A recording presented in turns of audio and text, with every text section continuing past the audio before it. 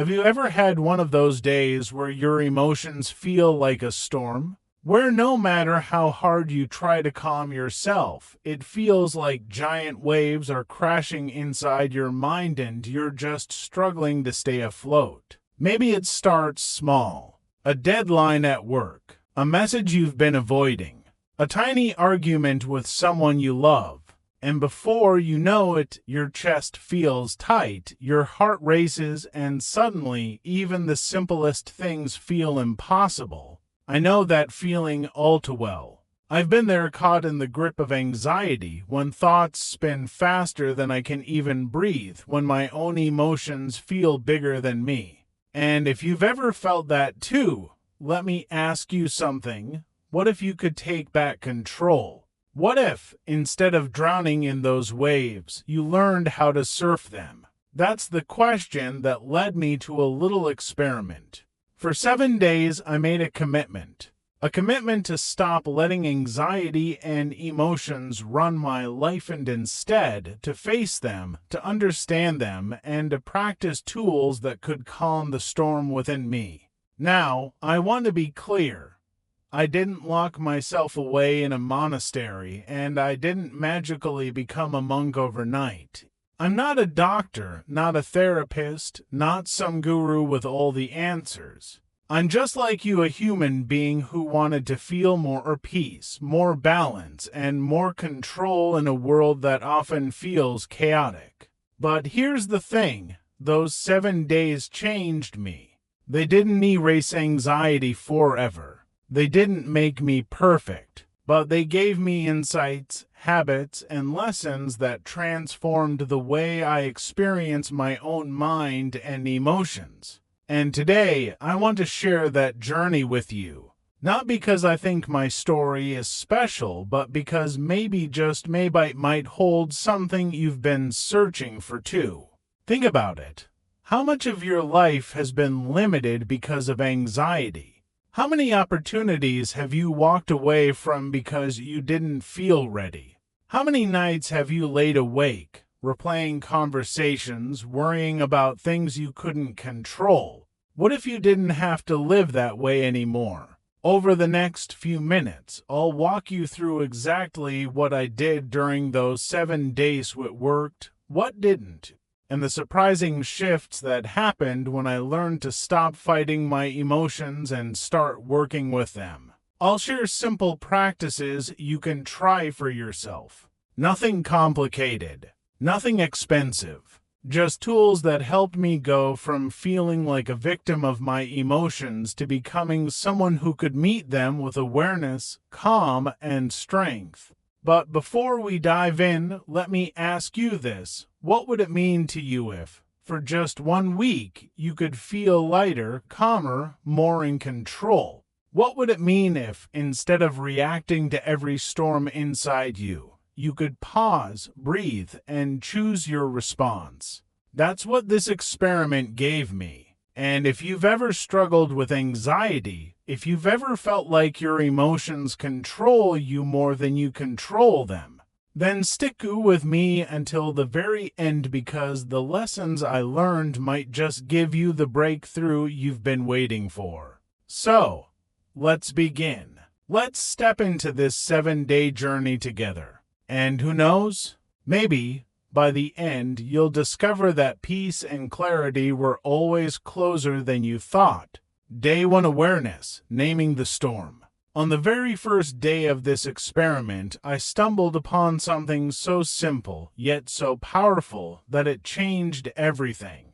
And here's the truth: you cannot control what you don't acknowledge. Think about it. How often do we walk through life carrying invisible weight on our shoulders? Anxiety hiding in our chest, stress pounding in our heads, tension wrapped around our muscles like chains. Yet we rarely stop and say to ourselves, this is anxiety, this is fear, this is stress. Most of the time, we just feel overwhelmed. We say things like, I'm having a bad day, or I just feel off, but deep inside, there's an unspoken storm. And here's the problem. When you don't name it, it owns you. So on day one, I tried something different. Each time I felt my heart racing or my thoughts spinning out of control, I paused. I took a deep breath, and I said quietly to myself, "This is anxiety. This is just a feeling." Now you might be thinking, "Does that really work? Isn't that too simple?" But let me tell you, the moment I did it, something shifted. Instead of drowning in the storm, I found myself watching it. Instead of being consumed, I became an observer. It was like sitting on the shore, watching the waves crash. The storm was still there. The waves were still strong, but I wasn't being pulled under anymore. I was watching, breathing, present. Here's the thing. Awareness creates distance, and in that distance, there is power. Because when you can see your emotion clearly, you realize it's not who you are. It's just something passing through. Let me give you an example. Imagine someone cuts you off in traffic. Instantly, you feel that surge of anger rise up. Your heart beats faster. Your jaw tightens. In that moment, you might think, "I am angry," but what if instead you said, "I'm experiencing anger"? This is anger. Do you feel the difference? One makes it your identity. The other makes it an experience. And experiences come and go. So I asked myself, how many times have I lived my life identifying with my emotions instead of simply witnessing them? How many times have I said I am anxious when in reality I was just feeling anxiety pass through me? That simple refrain changed everything, because once you call it by its name, it loses some of its grip. It's like shining a flashlight into the dark. You realize the monster isn't as big as you thought. On that first day, I began to notice patterns I had never seen before. Times of day when my anxiety was stronger, situations that triggered it.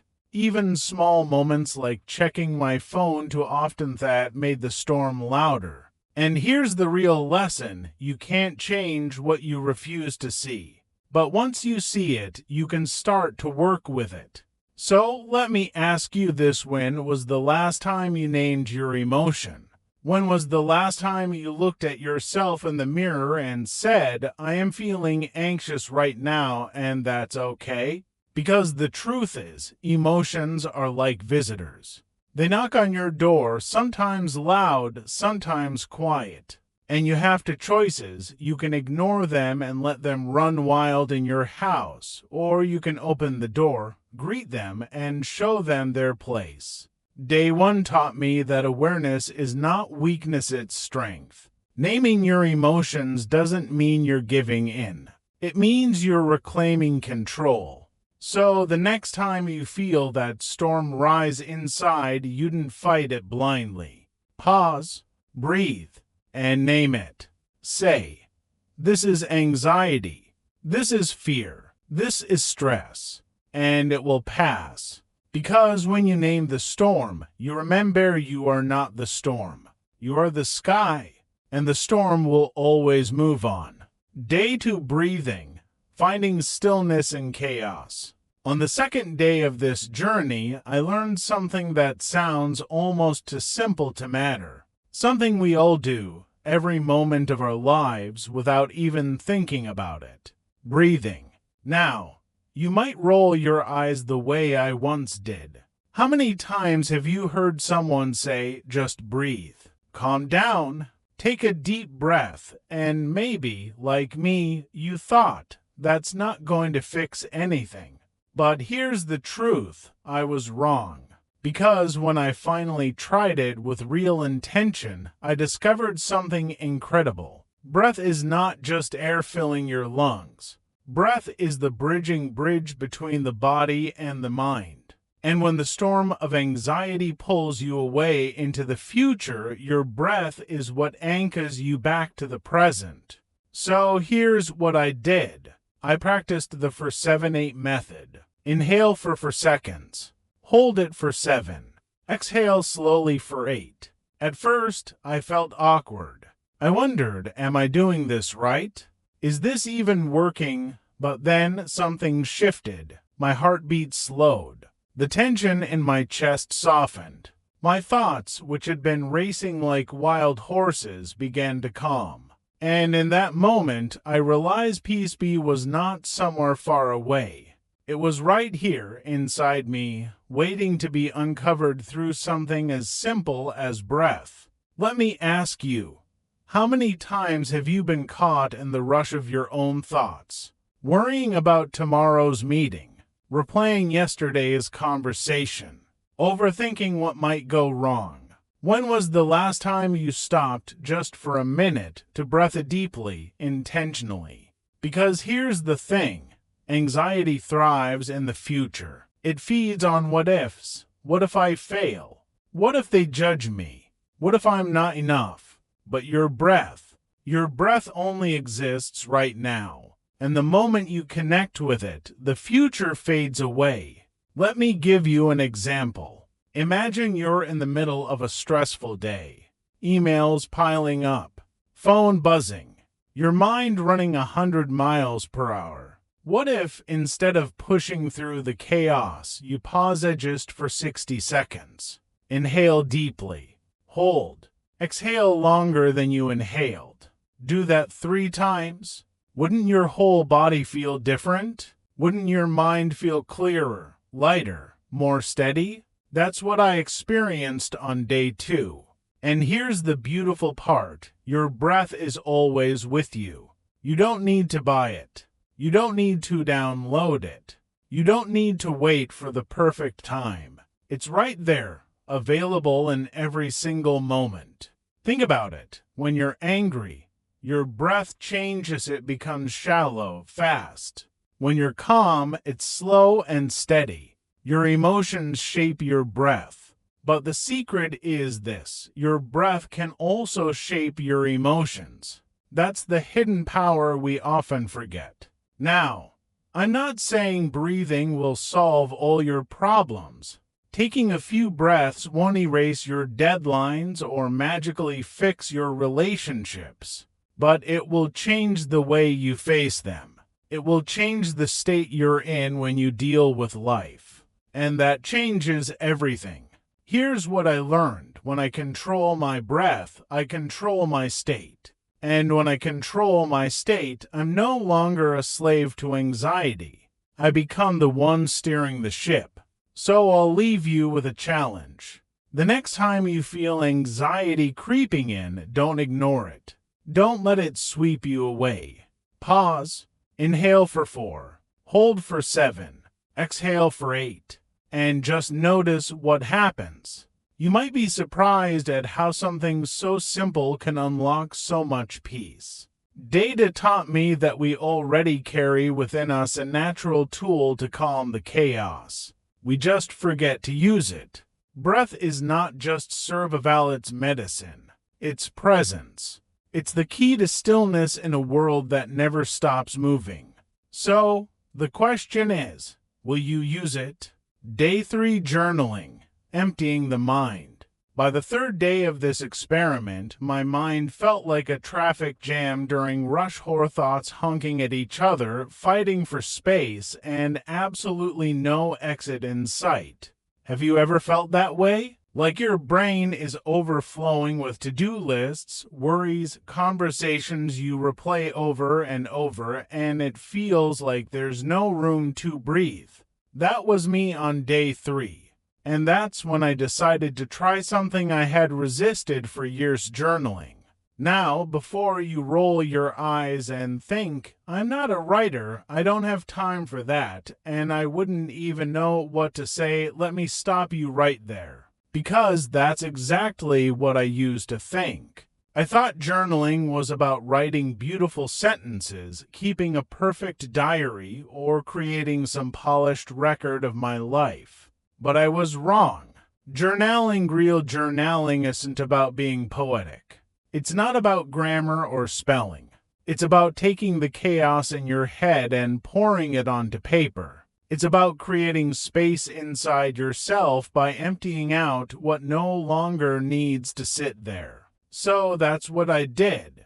I grabbed a notebook and a pen and I just started writing. Nothing fancy, just raw, unfiltered thoughts. Things like, I feel nervous about tomorrow's meeting, or I'm scared of disappointing the people I care about. Some days it was just messy scribbles, random words, even nonsense. But here's the magic. As I wrote, the weight lifted. My chest loosened. My thoughts slowed down. Why? Because here's the truth.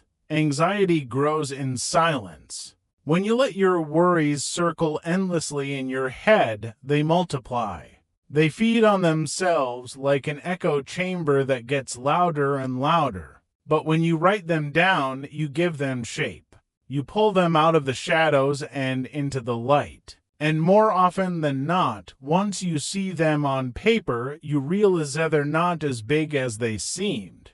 Think about it. How many nights have you laid awake, thoughts racing, convincing yourself that something terrible is about to happen? And then the next morning, when you talk it out with a friend or see it in writing, you realize it wasn't as scary as your mind made it. That's what journaling does. It breaks the cycle. For me, journaling didn't erase my problems, but it did something even more powerful. It cleared the fog. And when the fog lifted, I could finally see. I could see patterns in my thinking. I could see which fears were real and which ones were just illusions. I could see solutions I couldn't see before because my mind had been decluttered.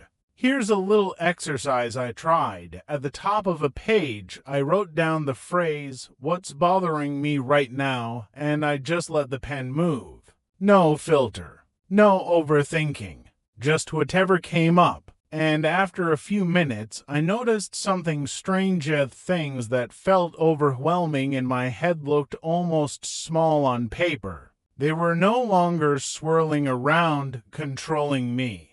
They were sitting there, contained, manageable. Let me ask you, what would happen if you did the same? What if, instead of carrying your worries all day like a heavy backpack, you emptied them onto paper? What if you gave your mind the gift of space? And here's something interesting. Neuroscience has shown that writing by hand activates parts of the brain connected to memory, clarity, and emotional regulation. That means journaling isn't just a feel-good trick, it literally changes how your brain processes emotions. Day 3 taught me that we don't have to carry everything inside. Our brains were never designed to hold endless loops of thoughts and anxieties. That's why we feel exhausted even when we haven't done much.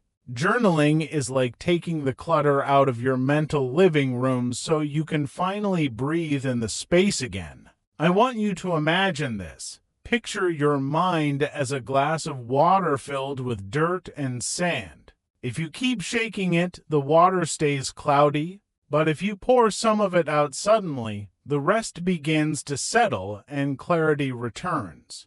That's exactly what happens when you journal. You pour out the noise, and what remains is peace. So, on day 3, I made journaling a practice. Not every page made sense. Not every word mattered. But the act of writing off letting go gave me clarity I didn't know I was missing. And maybe that's what you need too. Not another distraction. Not another escape. But simply a pen, a piece of paper, and the courage to write down what you've been holding inside. Because sometimes the only way to quiet the storm is to give it a place to speak. And when you do, you realize the storm isn't nearly as terrifying as it seemed. Day for movement, releasing energy. By the 4th day of this experiment, I uncovered something I had overlooked for years. Anxiety doesn't just live in your head, it lives in your body. We tend to think of anxiety as this mental thing, right? Racing thoughts, overthinking, worrying about the future. But if you really pay attention, anxiety shows up in your body first. The tightness in your chest, the knot in your stomach, the stiffness in your shoulders, that restless energy that makes you tap your foot, pace the floor, or lie awake at night. And that's when it hit me. If anxiety lives in the body, then the body must also be part of the solution. So on day 4, I decided to move. Nothing fancy, nothing extreme. I went for a jog. I did some push-ups. I stretched. And yes, he even danced in my living room like nobody was watching. And you know what happened? My anxiety dropped dramatically. Why? Because emotions are energy, and energy needs motion. When you're anxious, your body is flooded with adrenaline. It's your nervous system preparing for fight or flight, your ancient survival mechanism kicking in. But here's the catch. Most of the time, there's nothing to fight and nowhere to run. So that energy just sits there. It builds up. It gets stuck. And you feel it as tension, restlessness, panic. But the moment you move, when you run, when you stretch, when you release that energy, you give your body the outlet it's begging for. Suddenly, the pressure drops. The storm eases. Think about it. Have you ever noticed how after a workout, after a long walk, or even after dancing around your house, you feel lighter, clearer, more grounded? That's not a coincidence. That's biology. Movement literally changes your chemistry. It lowers cortisol, the stress hormone. It increases endorphins, feel-good chemicals that lift your mood. It tells your nervous system, you're safe. You can relax now. And here's the beauty. Movement doesn't have to mean going to the gym for 2 hours. It doesn't have to mean running a marathon. Sometimes the smallest things make the biggest difference. 10 minutes of walking, stretching your arms, shaking out your body, even swaying to music. One of the most surprising things I discovered that day was how powerful dancing was. No rules, no choreography, just letting my body move to the rhythm of music I loved. It felt silly at first, but after a few minutes I was smiling, laughing, free, and the anxiety, it was gone. So let me ask you this. What's your outlet? When was the last time you moved, not because you had to, but because your body needed it? See, we live in a world that keeps us sitting at desks, in cars, on couches. Our bodies weren't built for this stillness. And when life forces us to sit still while anxiety pumps adrenaline through our veins, of course we feel trapped. Of course it feels unbearable. But movement breaks that cycle. Movement tells your body, I hear you. I'm letting this energy out. On that 4th day, I realized that sometimes the best therapy isn't in a bottle, a book, or even a conversation. Sometimes the best therapy is as simple as moving your body. So here's my challenge for you. The next time you feel anxiety rising, don't just sit there. Don't let it fester. Stand up, walk, stretch, dance. Move in whatever way feels natural to you. Because anxiety is energy, and energy was meant to flow. Day 4 taught me this simple but life-changing truth. When your mind feels stuck, let your body lead the way. Day 5, gratitude, shifting the lens. By the 5th day of this journey, I tried something that I had always thought sounded cliché. Gratitude? You've heard it before, right? Be grateful. Count your blessings. Focus on the positives, and maybe, like me, you've rolled your eyes at it. Because when you're anxious, when your mind feels heavy, the last thing you want to do is sit down and make a gratitude list. It feels forced. It feels fake. But on day 5, I decided to give it an honest try. Not in a cheesy way. Not pretending life was perfect. Just a simple, quiet practice. I sat down and wrote out 3 things I was genuinely grateful for that day before small. One day it looked like this. I'm grateful for my morning cup of coffee. I'm grateful for a message from a friend I hadn't heard from in a while. And I'm grateful for the roof over my head. That's it. Nothing profound. Nothing dramatic. Just simple truths. And yet something shifted. See, here's what I discovered. Gratitude doesn't erase your problems, but it changes the way you see them. It shifts the lens. Instead of focusing on what's missing, you start noticing what's already there. Instead of living in a state of lack, you begin to live in a state of abundance. And when your perspective changes, your emotions follow. Think about it. How often do we wake up and the first thought is about what we don't have? The money we still need, the weight we haven't lost, the success we haven't reached. Our brains are wired to look for what's wrong. That's survival mode. But gratitude retrains the brain to look for what's right. And the science backs this up. Studies show that practicing gratitude regularly can literally rewire your brain. It boosts serotonin and dopamine, chemicals that make you feel good. It lowers stress hormones. It improves sleep. In other words, gratitude isn't just a nice idea. It's a proven tool to heal your mind. On that 5th day, I felt it firsthand. My anxiety didn't disappear overnight, but it shrank. It lost some of its grip. Why? Because anxiety feeds on fear of the future and regret of the past. But gratitude roots you in the present. Gratitude reminds you, you already have enough. You're already okay. Let me ask you this: when was the last time you paused in the middle of your day and said, I'm grateful for this moment? Not for something big, not for winning the lottery or landing a dream job, but for something small. Smile of a stranger, the way the sun feels on your face, the fact that you woke up this morning and got another chance to live.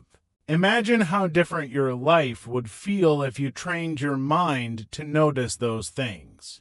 For me, gratitude became a practice of shifting my focus. Because what you focus on expands. If you focus on problems, they grow. If you focus on blessings, they multiply.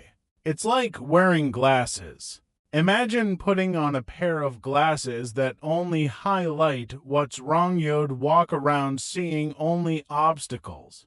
But if you put on glasses that highlight what's good, what's beautiful, what's working, you'd walk through the same life, but it would feel completely different.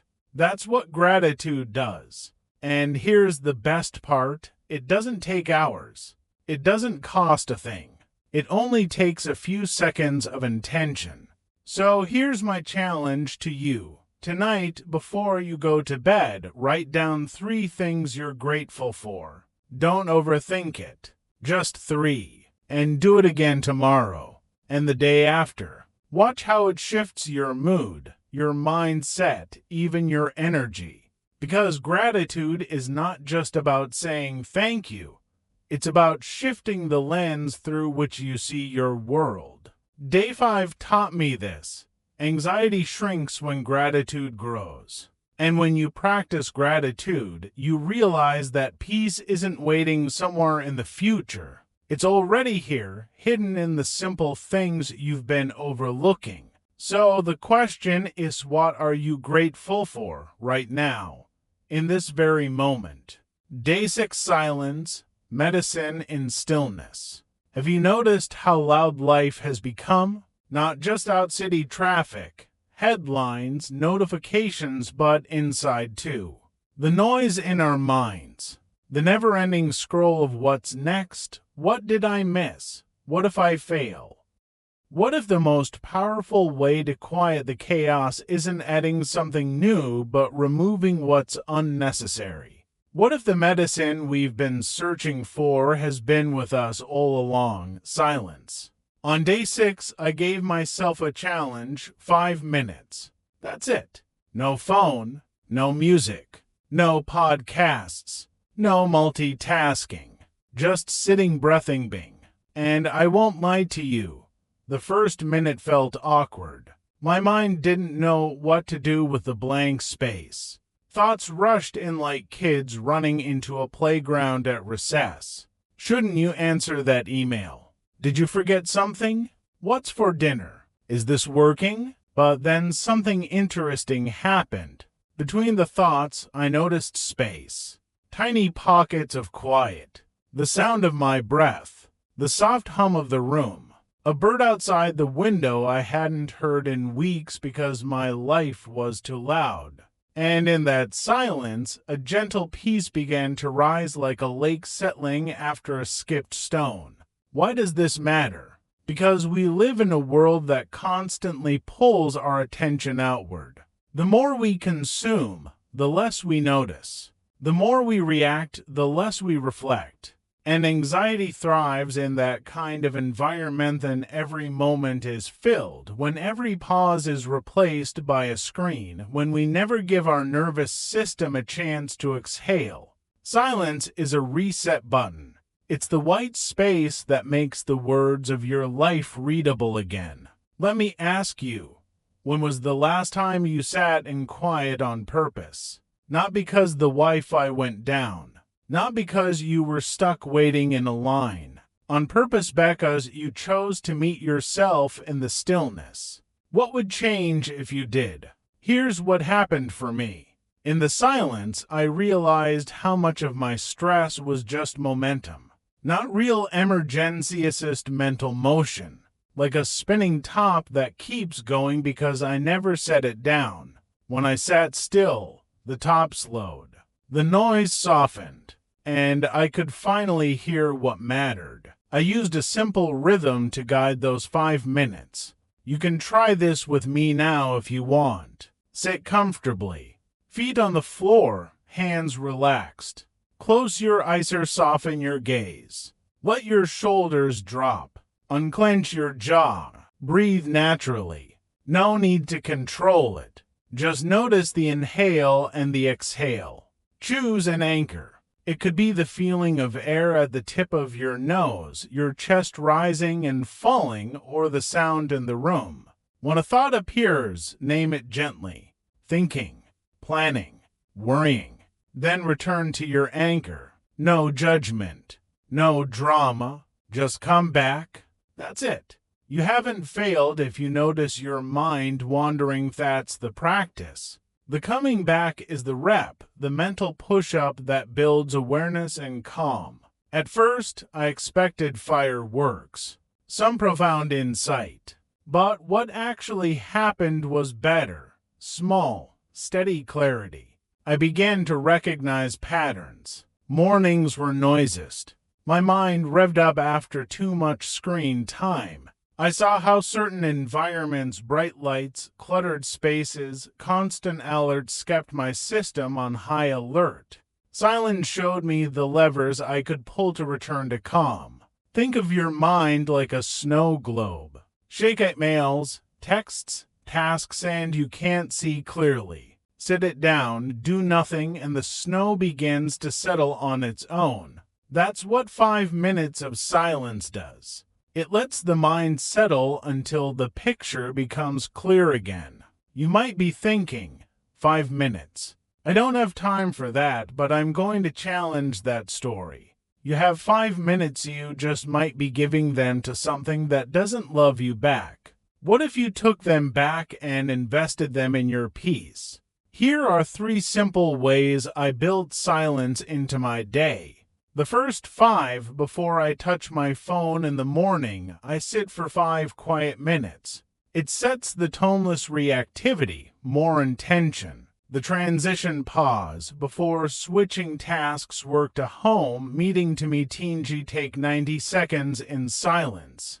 It clears the mental desk so I don't carry clutter into the next moment. The evening wind down, 5 quiet minutes before bed. No screens, just breathing, letting the day land. Sleep came easier, not because I was exhausted, but because my mind felt finished.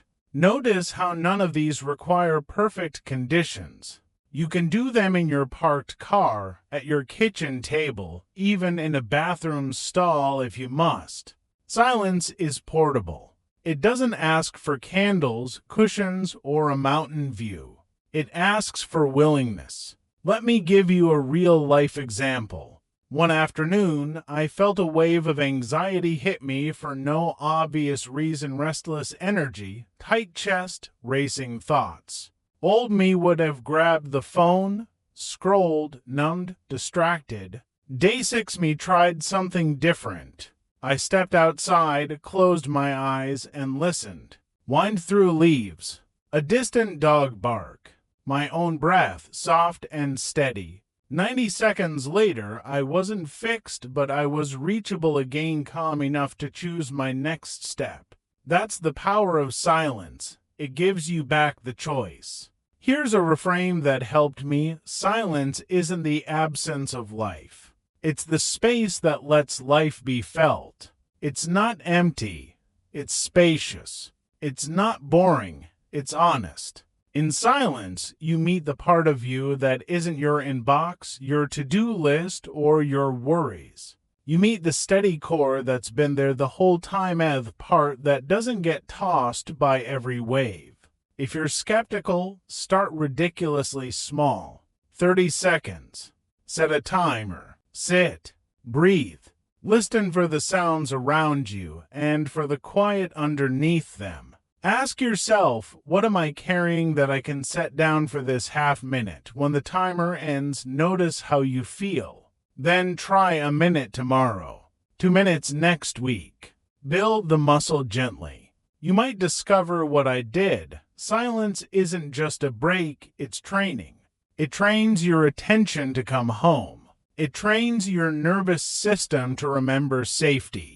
It trains your mind to separate a real alarm from an imagined one. And over time, that training shows up everywhere. Conversions get kinder, work gets clearer, problems feel more solvable because you are more present. So, let me ask you one more question. What would change if you treated silence like a daily vitamin instead of a rare luxury? What would happen to your anxiety if you gave it fewer places to hide? What might you hear about your priorities, your relationships, your next brave step if you listened beneath the noise? Day 6 taught me this.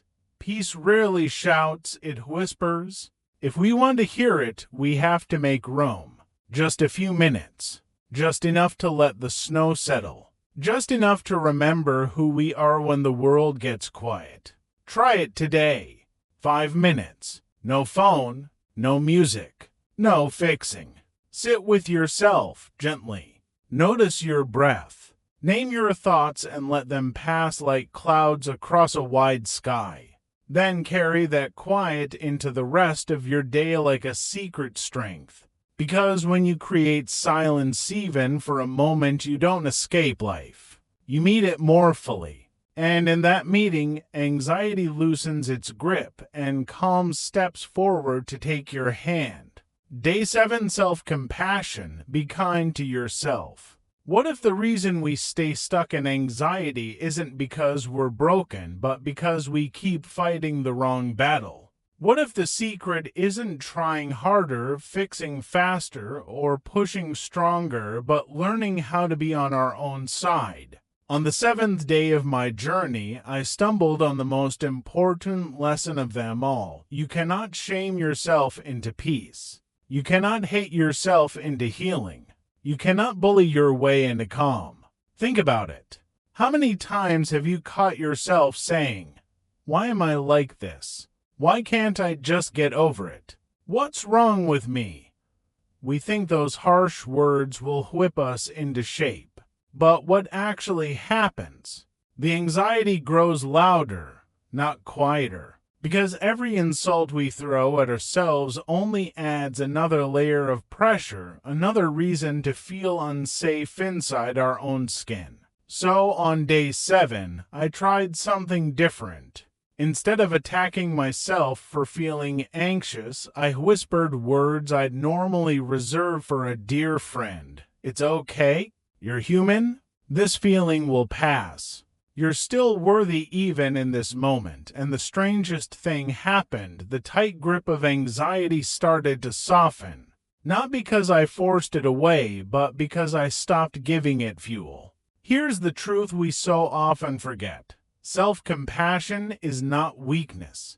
It's courage. It's choosing to stand by yourself even when you don't feel strong. It's the quiet act of saying, I may not have it all together, but I am still deserving of kindness. That choice doesn't make us fragile, it makes us uncheckable. Let me ask you this. How do you speak to yourself when life feels heavy? Do you criticize, judge, and tear yourself apart? Or do you offer the same patience and understanding you'd give to someone you love? If your best friend came to you trembling with fear, would you tell them you're weak? You should be ashamed, or would you sit with them, offer a hug, and say, I've got you? This doesn't define you. Then why is it so hard to give ourselves that same grace? I used to believe self-love meant bubble baths, candles, or vacations. Don't get me wrong, those things are nice. But true self-compassion is much deeper. It's how you treat yourself in the middle of the storm. When your chest is tight, your thoughts are racing, your hands are trembling, that's when your inner voice matters most. One practice that helped me was a simple 3-step check-in. Notice the self-talk. Catch the phrases, I'm failing, I can't handle this, shine a light on them. Pause and soften. Replace them with gentle truths, this is hard, but it's not forever. I've survived tough days before. Offer kindness out loud. Put your hand on your heart and whisper, I'm here for you. You're doing your best. It feels awkward at first, but your body listens when your words carry kindness. This is not about pretending everything is fine. It's not about toxic positivity or ignoring problems. It's about changing the stance you take toward yourself. Instead of being your harshest critic, you become your strongest ally. And something magical happens when you do. The war inside you begins to end. Anxiety loses its sharpest weapon voice that says you don't deserve peace. I'll share a personal story. One night, after a long day, I felt the wave of worrying hit hard. My old habit would have been to fight it, not again. Why can't I handle this? I should be stronger by now, but this time I tried the new way. I put a hand over my chest and said softly, it's okay, I see you. I know this is tough, but I'm not abandoning you. And you know what? Tears came, not because I was defeated, but because for the first time in a long time, I felt safe with myself. The anxiety didn't vanish instantly, but it no longer felt like a monster. It felt like a passing wave, one I could ride out with kindness instead of fear. Science actually backs this up. Studies show that self-compassion lowers cortisol, the stress hormone, and increases resilience. People who practice self-kindness recover faster from setbacks and their mental health improves. Why? Because when you stop being your own enemy, you free up energy to actually heal. So let me turn the question to you. What would change if, the next time anxiety rose up, instead of saying, "What's wrong with me?" you said, "This is hard, but I am still worthy of love"? What if you treated yourself like someone you're committed to protecting instead of someone you're constantly trying to fix? Think about it. The people who inspire us most, whether it's a mentor, a parent, or even a spiritual leader, aren't perfect. They stumble, they struggle, but they walk with grace because they've learned to carry themselves with gentleness. You can do the same. Here's a little exercise for you. Tonight, before you fall asleep, place your hand over your heart and ask, what part of me needs kindness right now? Don't overthink it. Just listen.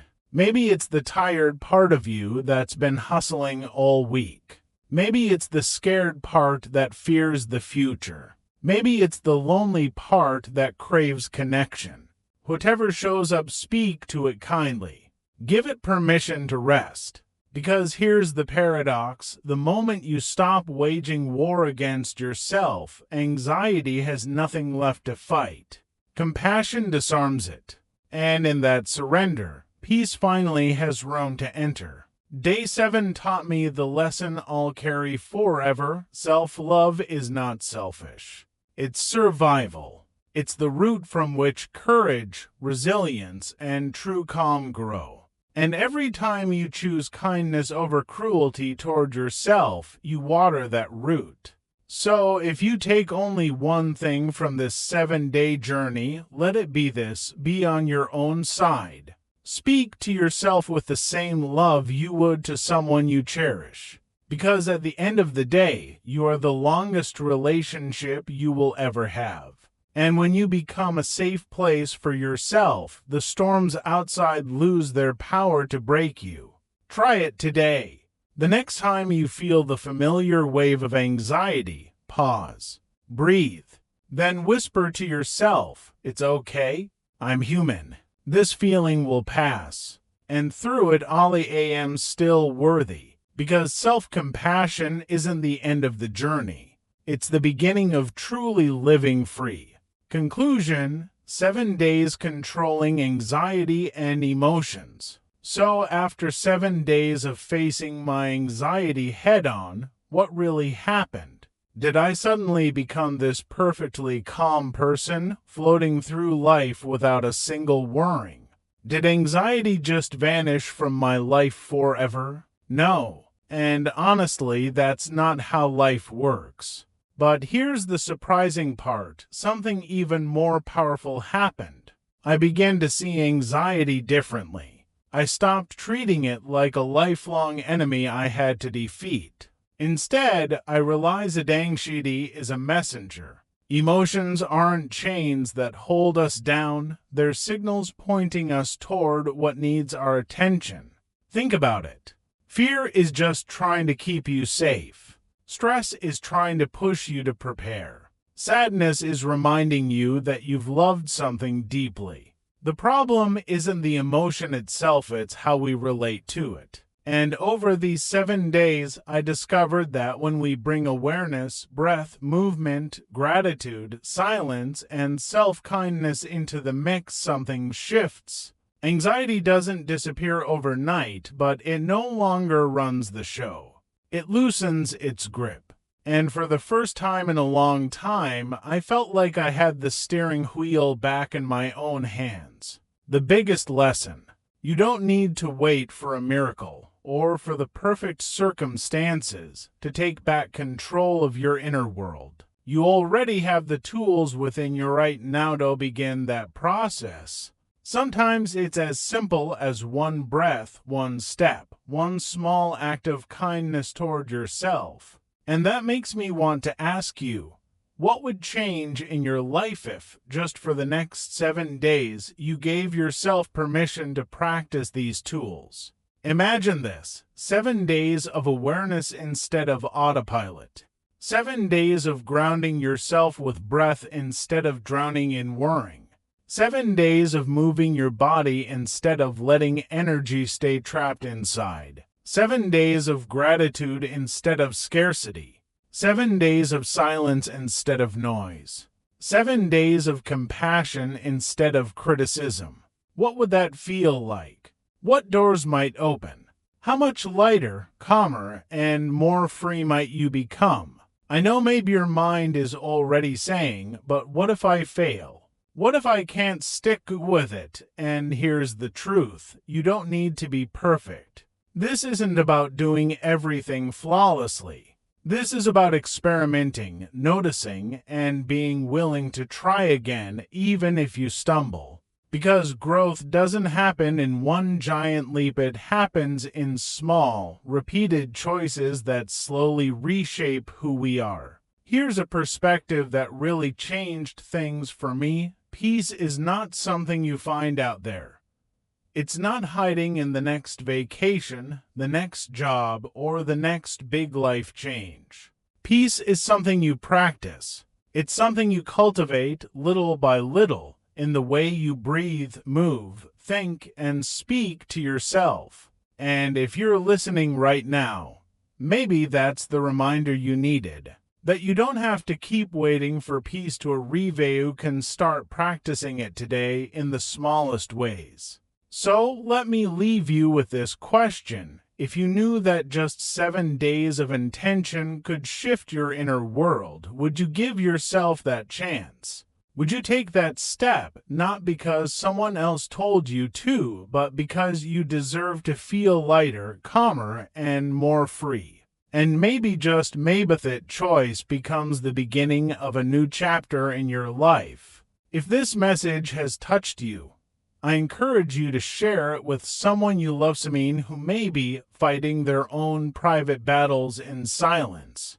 Because we're not meant to walk through anxiety alone. Sometimes just knowing we're not the only ones is enough to give us strength. Remember this. Peace isn't a finish line you need to race toward. Peace is a practice. It's built in the daily moments where you choose awareness over autopilot, kindness over criticism, and hope over fear. This has been Daily Motivation Secrets, and this was my 7-day journey of learning to manage anxiety and emotions. My hope is that it inspires you to begin your own. Because the truth is, you don't have to let anxiety control your story. You can write a new one.